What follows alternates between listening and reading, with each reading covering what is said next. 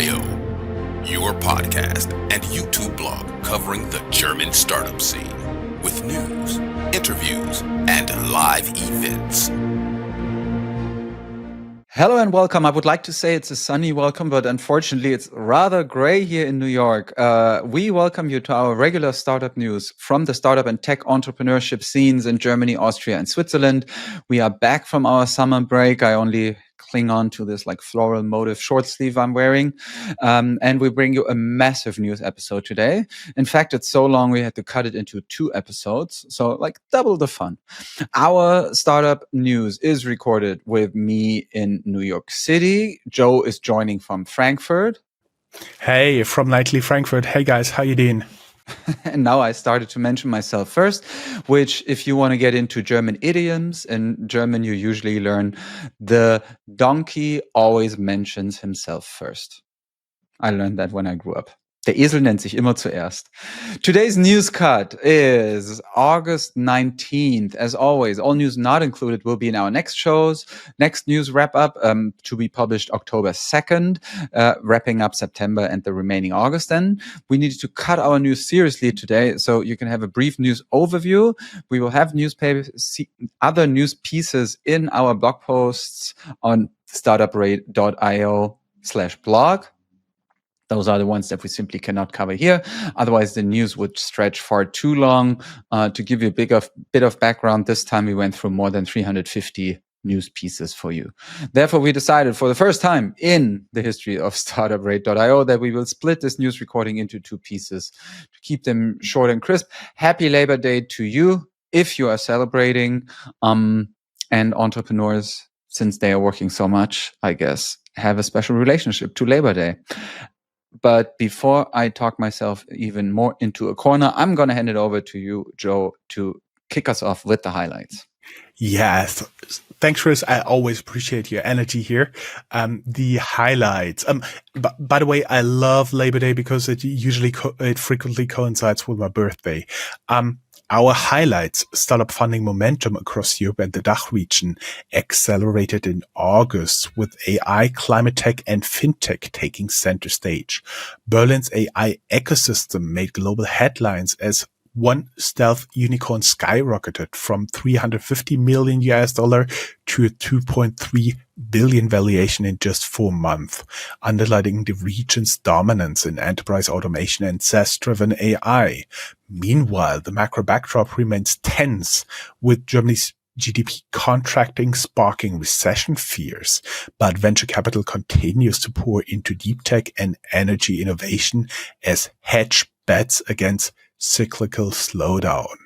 Major deals shaped this month's narrative. Climeworks raised $162 million to advance its CO2 capture technology, while Stuttgart-based MakerSite secured 60 million euros Series B to scale its sustainable supply chain software.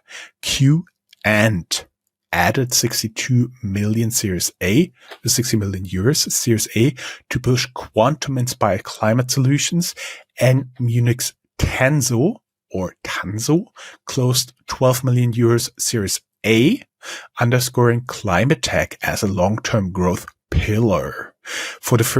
On the fintech front, N26 faced regulatory heat and leadership shake-ups, even as Scanbot SDK exited via acquisition and Bling absorbed FinStep, highlighting both consolidation and compliance challenges in Europe's neobanking sector. For founders and VCs, these developments signal a bifurcated market. Late-stage climate and AI startups are attracting mega rounds and unicorn valuations, while fintech and mobility players like Lilium navigate restructuring and defense pivots to secure survival. This month, wave of scale-ups and exit reinforces the thesis that Europe's competitive edge lies in climate innovation, quantum technologies, and enterprise AI, sectors now too big for global investors to ignore. Let's talk startups. There's a link. You can give us feedback. As we said, the first interview, the first piece of this news will go live September 1st, 2025. And I'm just turning around and checking. And part 2 will go live on September 4th, 2025. Chris, you always, you look pretty sharp in your shirt. And by the way, without discussing it up front, we both are wearing shirts. Chris, you want to take over the top news, especially if you're dressed so nice. For once, we clean up. I'm going to kick things off with Berlin's N8N. It's a workflow automation startup that has rocketed to a $2.3 billion pre-money valuation in August, like a week ago, after Excel led a mega round with Meritech Capital expected to join, marking one of Europe's biggest AI-driven automation deals this year. The company's value has jumped from just $350 million in March 24. So within 1.5 years, we have seen a more than 6 times increase there on the back of surging demand for AI agents and enterprise-grade workflow automation. They say they have an annual recurring revenue of more than $40 million and a 200,000 member community. And N8N has become a leading open source alternative to Zapier and Make.com. Lilium brings in Pluta as insolvency advisor amid their defense pivot. So Lilium, we talked about them quite often in our podcast already, based in Munich, is an air taxi startup that faces mounting insolvency pressures, as Süddeutsche Zeitung has reported, for example, several times last week. And restructuring advisor AAMG Pluta has been now called in to guide the company through its crisis. That follows Handelsblatt's revelations that Lilium is weighing a defense sector pivot to generate near-term revenues, with the defense sector right now being quite booming in European countries because they're investing more due to the Ukraine war and the US being a less reliable partner than in the past. Business Insider's note on fresh investor interest is reviving a 20 million euro financing deal. Despite pioneering Europe's EVTOL ambitions, Lilium has endured cash burn, layoffs, and delayed certification milestones. So it's still relatively uncertain what their commercial future will bring. And now thinking about dual use applications in defense and in emergency services, Lilium is pivoting, kind of hedging the risk, and they are joining a wider European trend of aerospace startups turning to government-based contracts to bridge long funding cycles. N26, another company we've been talking about a lot here, a neobank based in Berlin, is facing a severe governance crisis since probably the most severe one since its founding, as their co-founder and CEO Valentin Stalf stepped down a couple of days ago, August 15th, earlier than planned. Reported, for example, by Golem and FAZ. The exit follows BaFin's special audit, BaFin being the regulatory committee institution in Financial supervisor. Germany. Financial supervisor. So they audited N26 and revealed serious deficiencies, gravierende Mängel in fraud prevention and compliance, raising investor impatience and regulatory pressure. The move also coincides with leadership reshuffles, including a new chief risk officer from Santander, replacing N26 outgoing CRO. And together, these developments mark a deep structural shakeup at a company where we've had a lot of shakeups. I mean, we have been talking about them quite often now, and watching them from being a company where a lot of people were expecting great things from to something that right now feels as if every month we come up with a new talk about, okay, this is their next issue. And the sad thing is that, for example, companies like a Revolut show that the neobank model can work. So it's at least right now is not working out as it could be. Mm-hmm. Moving on to Switzerland, where we see the clean tech scale-up OrangeBet having secured a landmark 825 million euros allocation from the European Hydrogen Bank, according to MoneyCap. The funding will be used to expand industrial-scale hydrogen production and infrastructure projects across Europe. So OrangeBet is going to become one of the largest single hydrogen allocations tied to a DACH-based company. OrangeBet's win underscores Brussels' determination to accelerate green hydrogen commercialization as part of the EU's decarbonization strategy, and it also positions the Swiss player alongside other continental leaders such as Sunfire from Germany or H2 Mobility. OrangeBet is targeting both industrial energy users and cross-border hydrogen corridors and aims to become a central enabler of Europe's clean tech transitions. And that's it with the really big top news section. And that leaves us with our first little ad break.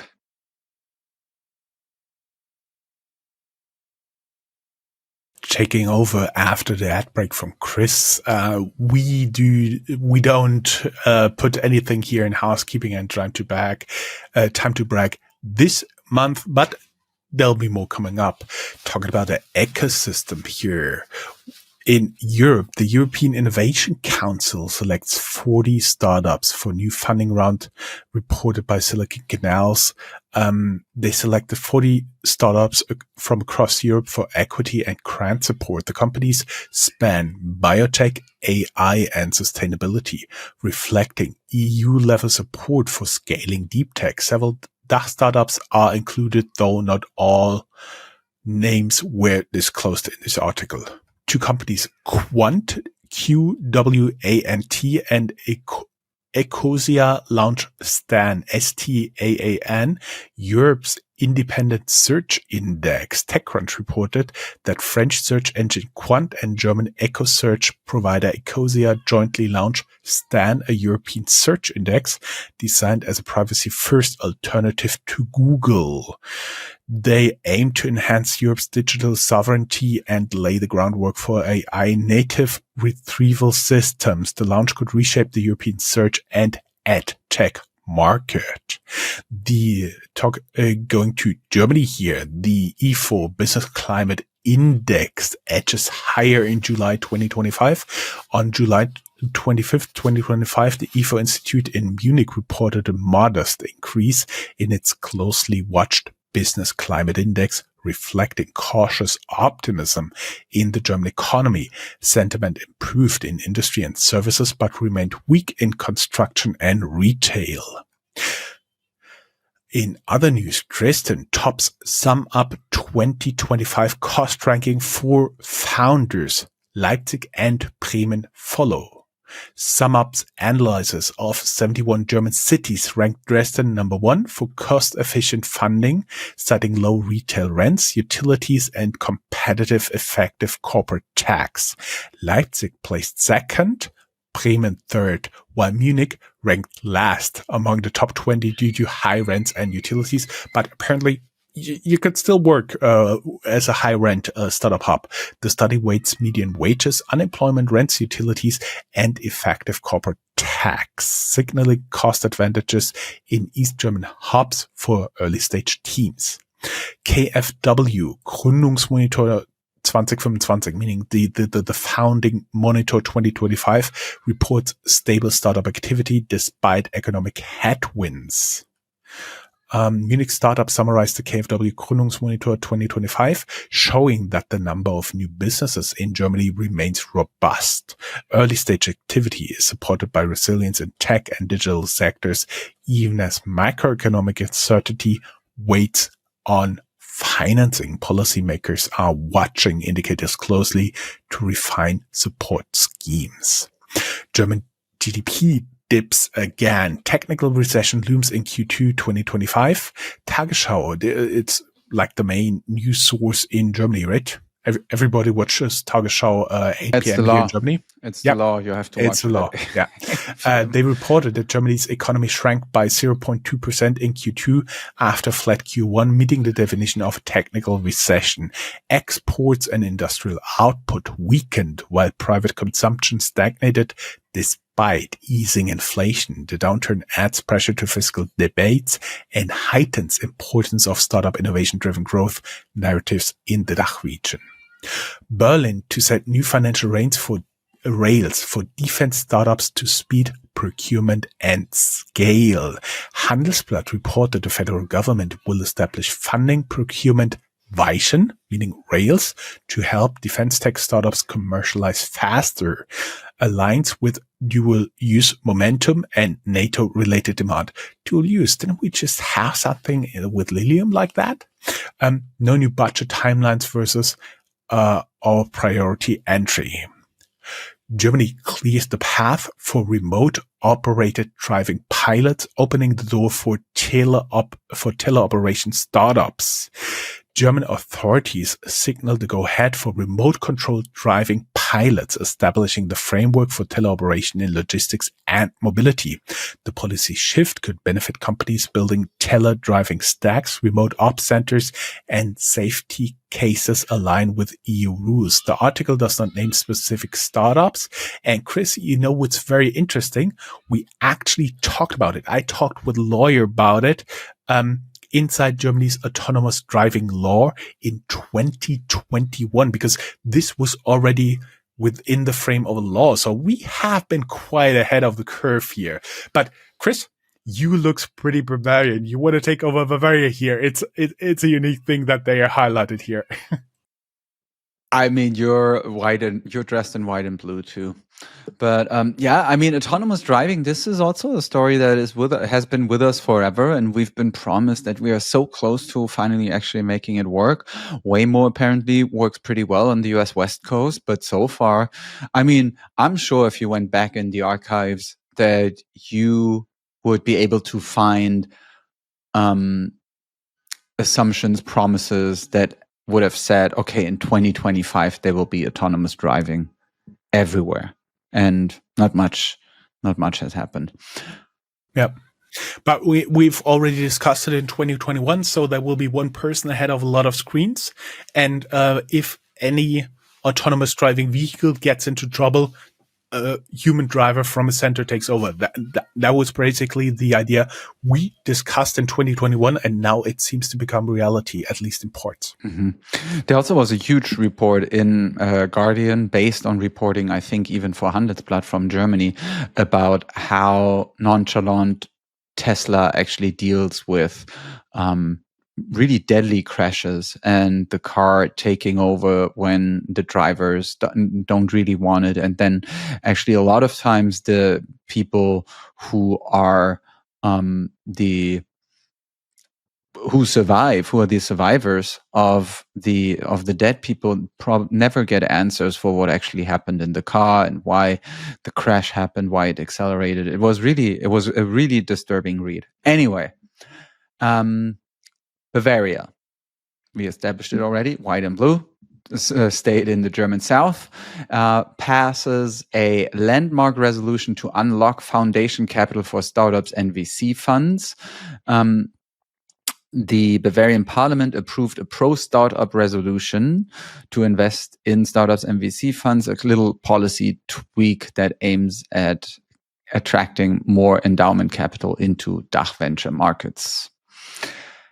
Austria, to the south of Bavaria and to the south of Germany, there we see what they call a Gründerwelle, a founders wave, meaning there's a clear uptick in new company formations in Austria. Despite the macro headwinds, a surge indicating resilient founder activity, improving access vehicles, public co-funding, corporates, and regional initiatives. We have in the show notes detailed split for different sectors and seed series totals. Vienna-based Allocator One launches a fund of funds for European VC. It's a platform designed to channel institutional money into European VC funds. And the startup model aims to diversify LP risk and simplify access to venture investments. Switzerland, as we say in geography, to the left of Austria, west of Austria, has you just said to the left of Chris. Yeah, that's what we say. Pinterest launches a new AI tech hub in Zurich in order to strengthen their DACH region footprint, and also signaling a major investment in local research and development. The hub will focus on personalization, generative AI, and content safety. And this, our dear friends, is already the end of part 1 of our startup news. We will be back in 3 days for those of you who listen to us on day 1. If you download us later, you can also wait 3 days, but you can also just go into your app and download the second part if you want to. So thanks for now, and we'll hear you soon. Talk soon. Bye, guys.